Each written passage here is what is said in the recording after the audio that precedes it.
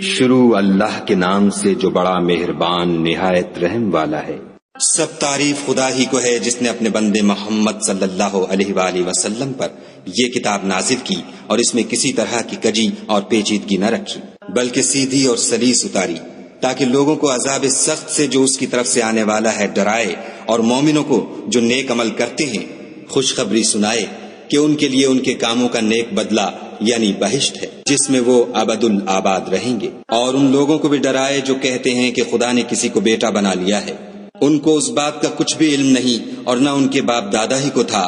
یہ بڑی سخت بات ہے جو ان کے منہ سے نکلتی ہے، اور کچھ شک نہیں کہ یہ جو کچھ کہتے ہیں محض جھوٹ ہے۔ اے پیغمبر صلی اللہ علیہ وآلہ وسلم، اگر یہ اس کلام پر ایمان نہ لائیں تو شاید تم ان کے پیچھے رنج کر کر کے اپنے تئیں ہلاک کر دو گے۔ جو چیز زمین پر ہے ہم نے اس کو زمین کے لیے آرائش بنایا ہے تاکہ لوگوں کی آزمائش کریں کہ ان میں کون اچھے عمل کرنے والا ہے، اور جو چیز زمین پر ہے ہم اس کو نابود کر کے بنجر میدان کر دیں گے۔ کیا تم خیال کرتے ہو کہ غار اور لوح والے ہماری نشانیوں میں سے عجیب تھے؟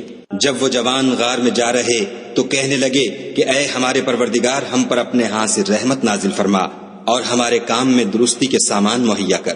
تو ہم نے غار میں کئی سال تک ان کے کانوں پر نیند کا پردہ ڈالے یعنی ان کو سلائے رکھا، پھر ان کو جگہ اٹھایا تاکہ معلوم کریں کہ جتنی مدت وہ غار میں رہے دونوں جماعتوں میں سے اس کی مقدار کس کو خوب یاد ہے۔ ہم ان کے حالات تم سے صحیح صحیح بیان کرتے ہیں۔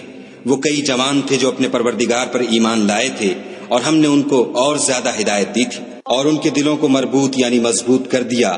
جب وہ اٹھ کھڑے ہوئے تو کہنے لگے کہ ہمارا پروردگار آسمانوں اور زمین کا مالک ہے، ہم اس کے سوا کسی کو معبود سمجھ کر نہ پکاریں گے۔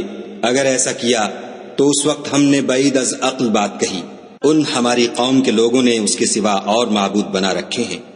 بھلا یہ ان کے خدا ہونے پر کوئی کھلی دلیل کیوں نہیں لاتے؟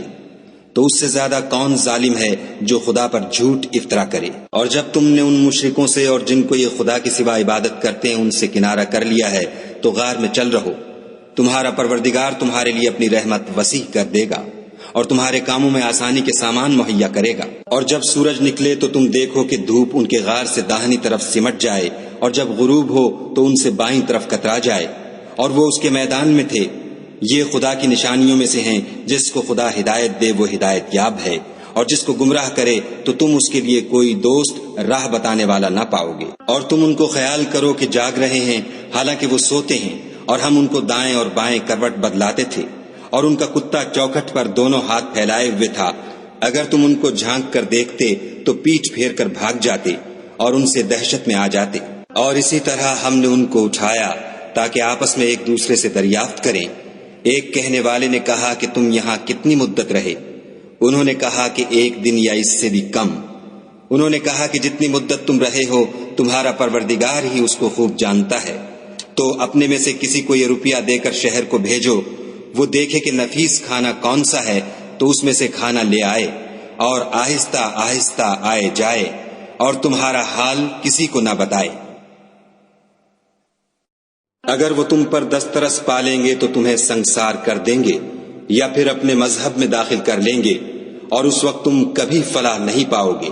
اور اسی طرح ہم نے لوگوں کو ان کے حال سے خبردار کر دیا تاکہ وہ جانیں کہ خدا کا وعدہ سچا ہے، اور یہ کہ قیامت جس کا وعدہ کیا جاتا ہے اس میں کچھ شک نہیں۔ اس وقت لوگ ان کے بارے میں باہم جھگڑنے لگے اور کہنے لگے کہ ان کے غار پر عمارت بنا دو۔ ان کا پروردگار ان کے حال سے خوب واقف ہے۔ جو لوگ ان کے معاملے میں غلبہ رکھتے تھے وہ کہنے لگے کہ ہم ان کے غار پر مسجد بنائیں گے۔ بعض لوگ اٹکل پچو کہیں گے کہ وہ 3 تھے اور چوتھا ان کا کتا تھا، اور بعض کہیں گے کہ وہ 5 تھے اور چھٹا ان کا کتا تھا، اور بعض کہیں گے کہ وہ 7 تھے اور 8واں ان کا کتا تھا۔ کہہ دو کہ میرا پروردگار ہی ان کے شمار سے خوب واقف ہے۔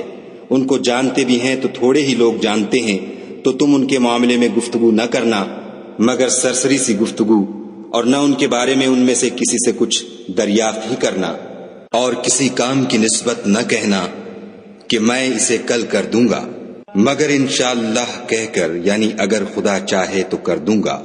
اور جب خدا کا نام لینا بھول جاؤ تو یاد آنے پر لے لو، اور کہہ دو کہ امید ہے کہ میرا پروردگار مجھے اس سے بھی زیادہ ہدایت کی باتیں بتائے۔ اور اصحاب کہف اپنے غار میں 9 اوپر 300 سال رہے۔ کہہ دو کہ جتنی مدت وہ رہے اسے خدا ہی خوب جانتا ہے۔ اسی کو آسمانوں اور زمین کی پوشیدہ باتیں معلوم ہیں، وہ کیا خوب دیکھنے والا اور کیا خوب سننے والا ہے، اس کے سوا ان کا کوئی کارساز نہیں، اور نہ وہ اپنے حکم میں کسی کو شریک کرتا ہے۔ اور اپنے پروردگار کی کتاب کو جو تمہارے پاس بھیجی جاتی ہے پڑھتے رہا کرو، اس کی باتوں کو کوئی بدلنے والا نہیں، اور اس کے سوا تم کہیں پناہ بھی نہیں پاؤ گے۔ اور جو لوگ صبح و شام اپنے پروردگار کو پکارتے اور اس کی خوشنودی کے طالب ہیں، ان کے ساتھ صبر کرتے رہو، اور تمہاری نگاہیں ان میں سے گزر کر اور طرف نہ دوڑیں کہ تم آرائش زندگانی دنیا کے خواستگار ہو جاؤ۔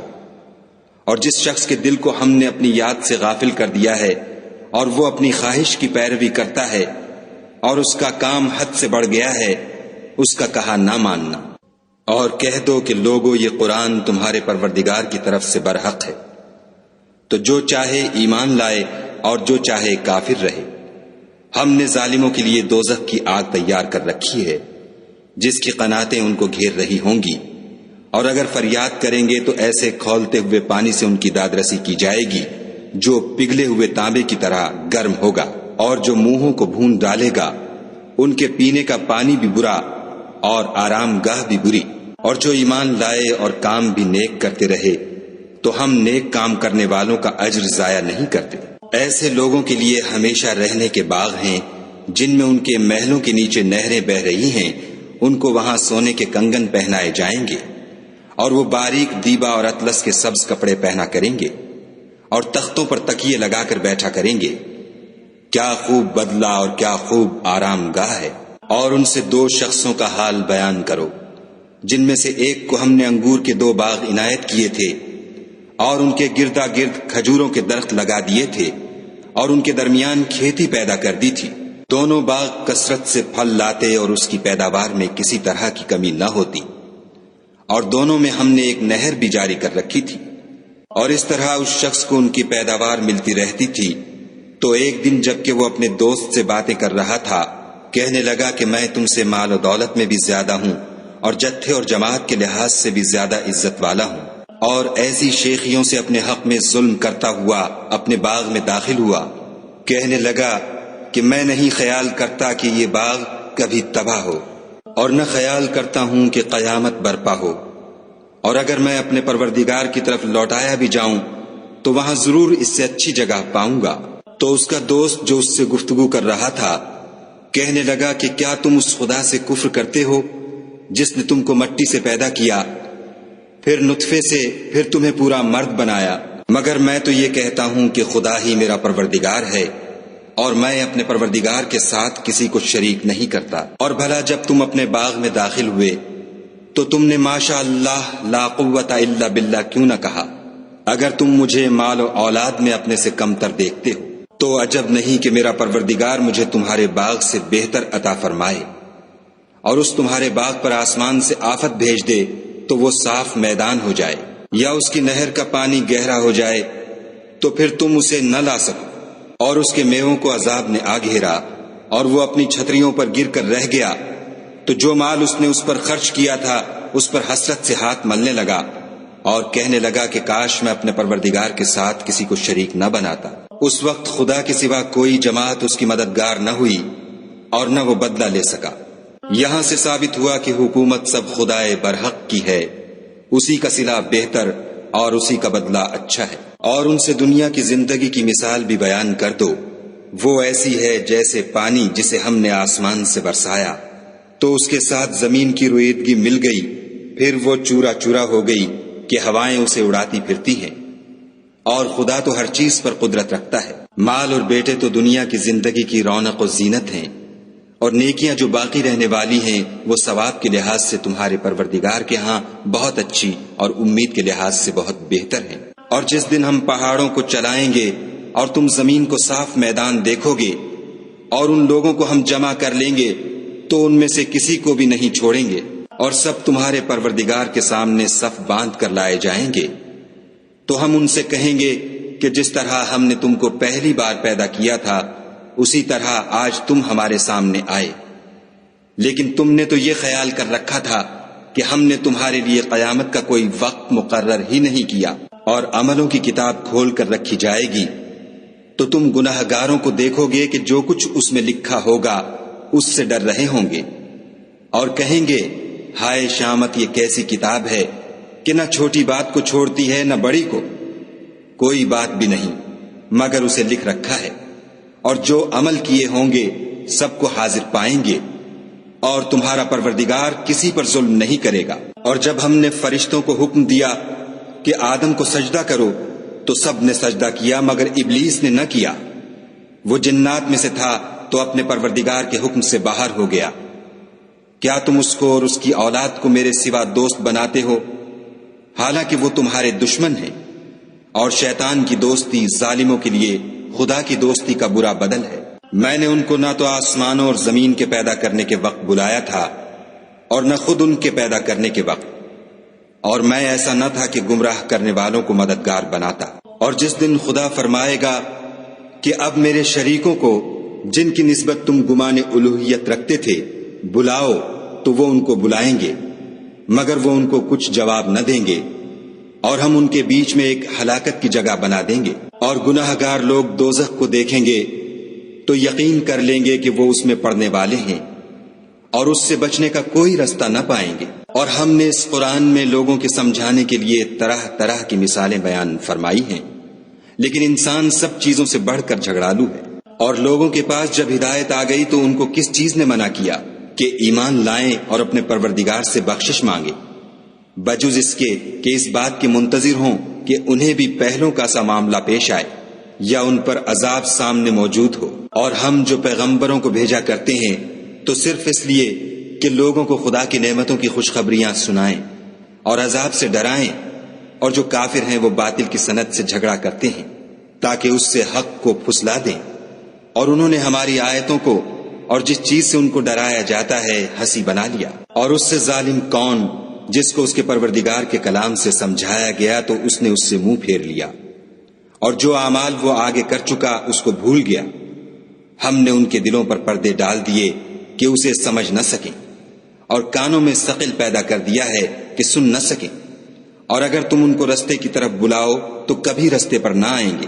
اور تمہارا پروردگار بخشنے والا صاحب رحمت ہے، اگر وہ ان کے کرتوتوں پر ان کو پکڑنے لگے تو ان پر جھٹ عذاب بھیج دے، مگر ان کے لیے ایک وقت مقرر کر رکھا ہے کہ اس کے عذاب سے کوئی پناہ کی جگہ نہ پائیں گے۔ اور یہ بستیاں جو ویران پڑی ہیں، جب انہوں نے کفر سے ظلم کیا تو ہم نے ان کو تباہ کر دیا، اور ان کی تباہی کے لیے ایک وقت مقرر کر دیا تھا۔ اور جب موسیٰ نے اپنے شاگرد سے کہا کہ جب تک میں دو دریاؤں کے ملنے کی جگہ نہ پہنچ جاؤں ہٹنے کا نہیں، خواہ برسوں چلتا رہوں۔ جب ان کے ملنے کے مقام پر پہنچے تو اپنی مچھلی بھول گئے، تو اس نے دریا میں سرنگ کی طرح اپنا رستہ بنا لیا۔ جب آگے چلے تو موسیٰ نے اپنے شاگرد سے کہا کہ ہمارے لیے کھانا لاؤ، اس سفر سے ہم کو بہت تکان ہو گئی ہے۔ اس نے کہا کہ بھلا آپ نے دیکھا کہ جب ہم نے پتھر کے پاس آرام کیا تھا تو میں مچھلی وہیں بھول گیا، اور مجھے آپ سے اس کا ذکر کرنا شیطان نے بھلا دیا، اور اس نے عجب طرح سے دریا میں اپنا رستہ لیا۔ موسیٰ نے کہا یہی تو وہ مقام ہے جسے ہم تلاش کرتے تھے۔ تو وہ اپنے پاؤں کے نشان دیکھتے دیکھتے لوٹ گئے۔ وہاں انہوں نے ہمارے بندوں میں سے ایک بندہ دیکھا جس کو ہم نے اپنے ہاں سے رحمت یعنی نبوت یا نعمت ولایت دی تھی، اور اپنے پاس سے علم بخشا تھا۔ موسیٰ نے ان سے جن کا نام خضر تھا کہا کہ جو علم خدا کی طرف سے آپ کو سکھایا گیا ہے، اگر آپ اس میں سے مجھے کچھ بھلائی کی باتیں سکھائیں تو میں آپ کے ساتھ رہوں۔ خضر نے کہا کہ تم میرے ساتھ رہ کر صبر نہیں کر سکو گے، اور جس بات کی تمہیں خبر ہی نہیں اس پر صبر کر بھی کیوں کر سکتے ہو؟ موسیٰ نے کہا خدا نے چاہا تو آپ مجھے صابر پائیے گا، اور میں آپ کے ارشاد کے خلاف نہیں کروں گا۔ خضر نے کہا اگر تم میرے ساتھ رہنا چاہو تو شرط یہ ہے مجھ سے کوئی بات نہ پوچھنا جب تک میں خود اس کا ذکر تم سے نہ کروں۔ تو دونوں چل پڑے، یہاں تک کہ جب کشتی میں سوار ہوئے تو خضر نے کشتی کو پھاڑ ڈالا۔ موسیٰ نے کہا کیا آپ نے اس کو اس لیے پھاڑا ہے کہ سواروں کو غرق کر دے؟ یہ تو آپ نے بڑی عجیب بات کی۔ خضر نے کہا کیا میں نے نہیں کہا تھا کہ تم میرے ساتھ صبر نہ کر سکو گے؟ موسیٰ نے کہا کہ جو بھول مجھ سے ہوئی اس پر مواخذہ نہ کیجیے، اور میرے معاملے میں مجھ پر مشکل نہ ڈالیے۔ پھر دونوں چلے، یہاں تک کہ رستے میں ایک لڑکا ملا تو خضر نے اسے مار ڈالا، موسیٰ نے کہا کہ آپ نے ایک بے گناہ شخص کو ناحق بغیر قصاص کے مار ڈالا، یہ تو آپ نے بری بات کی۔ خضر نے کہا کیا میں نے نہیں کہا تھا کہ تم سے میرے ساتھ صبر نہیں ہو سکے گا؟ انہوں نے کہا کہ اگر میں اس کے بعد پھر کوئی بات پوچھوں یعنی اعتراض کروں تو مجھے اپنے ساتھ نہ رکھیے گا کہ آپ میری طرف سے عذر کے قبول کرنے میں غایت کو پہنچ گئے۔ پھر دونوں چلے یہاں تک کہ ایک گاؤں والوں کے پاس پہنچے اور ان سے کھانا طلب کیا۔ انہوں نے ان کی ضیافت کرنے سے انکار کیا۔ پھر انہوں نے وہاں ایک دیوار دیکھی جو جھک کر گرا چاہتی تھی تو خضر نے اس کو سیدھا کر دیا۔ موسیٰ نے کہا کہ اگر آپ چاہتے تو ان سے اس کا معاوضہ لیتے تاکہ کھانے کا کام چلتا۔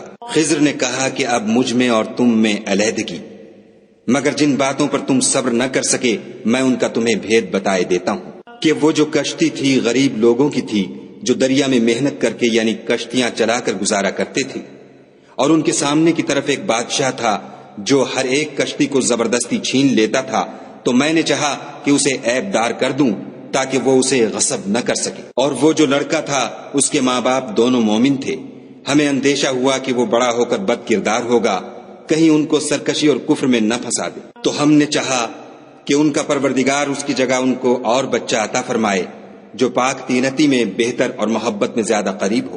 اور وہ جو دیوار تھی سو 2 یتیم لڑکوں کی تھی جو شہر میں رہتے تھے، اور اس کے نیچے ان کا خزانہ مدفون تھا، اور ان کا باپ ایک نیک آدمی تھا، تو تمہارے پروردگار نے چاہا کہ وہ اپنی جوانی کو پہنچ جائیں اور پھر اپنا خزانہ نکالیں۔ یہ تمہارے پروردگار کی مہربانی ہے اور یہ کام میں نے اپنی طرف سے نہیں کیے، یہ ان باتوں کی حقیقت ہے جن پر تم صبر نہ کر سکے۔ اور تم سے ذوالقرنین کے بارے میں دریافت کرتے ہیں، کہہ دو کہ میں اس کا کسی قدر حال تمہیں پڑھ کر سناتا ہوں۔ ہم نے اس کو زمین میں بڑی دسترس دی تھی اور ہر طرح کا سامان عطا کیا تھا، تو اس نے سفر کا ایک سامان کیا، یہاں تک کہ جب سورج کے غروب ہونے کی جگہ پہنچا تو اسے ایسا پایا کہ ایک کیچڑ کی ندی میں ڈوب رہا ہے، اور اس ندی کے پاس ایک قوم دیکھی۔ ہم نے کہا ذوالقرنین تم ان کو خواہ تکلیف دو خواہ ان کے بارے میں بھلائی اختیار کرو، دونوں باتوں کی تم کو قدرت ہے۔ ذوالقرنین نے کہا کہ جو کفر و بد کرداری سے ظلم کرے گا اسے ہم عذاب دیں گے، پھر جب وہ اپنے پروردگار کی طرف لوٹایا جائے گا تو وہ بھی اسے بڑا عذاب دے گا، اور جو ایمان لائے گا اور عمل نیک کرے گا اس کے لیے بہت اچھا بدلہ ہے، اور ہم اپنے معاملے میں اس پر کسی طرح کی سختی نہیں کریں گے بلکہ اس سے نرم بات کہیں گے۔ پھر اس نے ایک اور سامان سفر کا کیا، یہاں تک کہ سورج کے طلوع ہونے کے مقام پر پہنچا تو دیکھا کہ وہ ایسے لوگوں پر طلوع کرتا ہے جن کے لیے ہم نے سورج کے اس طرف کوئی اوٹ نہیں بنائی تھی۔ حقیقت الحال یوں تھی اور جو کچھ اس کے پاس تھا ہم کو سب کی خبر تھی۔ پھر اس نے ایک اور سامان کیا، یہاں تک کہ 2 دیواروں کے درمیان پہنچا تو دیکھا کہ ان کے اس طرف کچھ لوگ ہیں کہ بات کو سمجھ نہیں سکتے۔ ان لوگوں نے کہا کہ ذوالقرنین یاجوج اور ماجوج زمین میں فساد کرتے رہتے ہیں، بھلا ہم آپ کے لیے خرچ کا انتظام کر دیں کہ آپ ہمارے اور ان کے درمیان ایک دیوار کھینچ دیں۔ ذوالقرنین نے کہا کہ خرچ کا جو مقدور خدا نے مجھے بخشا ہے وہ بہت اچھا ہے، تم مجھے قوت بازو سے مدد دو، میں تمہارے اور ان کے درمیان ایک مضبوط اوٹ بنا دوں گا۔ تو تم لوہے کے بڑے بڑے تختے لاؤ۔ چنانچہ کام جاری کر دیا گیا، یہاں تک کہ جب اس نے دونوں پہاڑوں کے درمیان کا حصہ برابر کر دیا اور کہا کہ اب اسے دھونکو، یہاں تک کہ جب اس کو دھونک دھونک کر آگ کر دیا تو کہا کہ اب میرے پاس تانبا لاؤ کہ اس پر پگھلا کر ڈال دوں۔ پھر ان میں یہ قدرت نہ رہی کہ اس پر چڑھ سکیں اور نہ یہ طاقت رہی کہ اس میں نقب لگا سکیں۔ بولا کہ یہ میرے پروردگار کی مہربانی ہے، جب میرے پروردگار کا وعدہ آ پہنچے گا تو اس کو ڈھا کر ہموار کر دے گا، اور میرے پروردگار کا وعدہ سچا ہے۔ اس روز ہم ان کو چھوڑ دیں گے کہ روئے زمین پر پھیل کر ایک دوسرے میں گھس جائیں گے، اور سور پھونکا جائے گا تو ہم سب کو جمع کر لیں گے، اور اس روز جہنم کو کافروں کے سامنے لائیں گے جن کی آنکھیں میری یاد سے پردے میں تھیں اور وہ سننے کی طاقت نہیں رکھتے تھے۔ کیا کافر یہ خیال کرتے ہیں کہ وہ ہمارے بندوں کو ہمارے سوا اپنا کارساز بنائیں گے؟ تو ہم خفا نہیں ہوں گے، ہم نے ایسے کافروں کے لیے جہنم کی مہمانی تیار کر رکھی ہے۔ کہہ دو کہ ہم تمہیں بتائیں جو عملوں کے لحاظ سے بڑے نقصان میں ہیں، وہ لوگ جن کی صحیح دنیا کی زندگی میں برباد ہو گئی اور وہ یہ سمجھے ہوئے ہیں کہ اچھے کام کر رہے ہیں۔ یہ وہ لوگ ہیں جنہوں نے اپنے پروردگار کی آیتوں اور اس کے سامنے جانے سے انکار کیا تو ان کے اعمال ضائع ہو گئے، اور ہم قیامت کے دن ان کے لیے کچھ بھی وزن قائم نہیں کریں گے۔ یہ ان کی سزا ہے یعنی جہنم، اس لیے کہ انہوں نے کفر کیا اور ہماری آیتوں اور ہمارے پیغمبروں کی ہنسی اڑائی۔ جو لوگ ایمان لائے اور عمل نیک کیے ان کے لیے بہشت کے باغ مہمانی ہوں گے، ہمیشہ ان میں رہیں گے اور وہاں سے مکان بدلنا نہ چاہیں گے۔ کہہ دو کہ اگر سمندر میرے پروردگار کی باتوں کے لکھنے کے لیے سیاہی ہو تو قبل اس کے کہ میرے پروردگار کی باتیں تمام ہوں سمندر ختم ہو جائے، اگرچہ ہم ویسا ہی اور اس کی مدد کو لائیں۔ کہہ دو کہ میں تمہاری طرح کا ایک بشر ہوں، البتہ میری طرف وہی آتی ہے کہ تمہارا معبود وہی ایک معبود ہے۔ تو جو شخص اپنے پروردگار سے ملنے کی امید رکھے چاہیے کہ عمل نیک کرے اور اپنے پروردگار کی عبادت میں کسی کو شریک نہ بنائے۔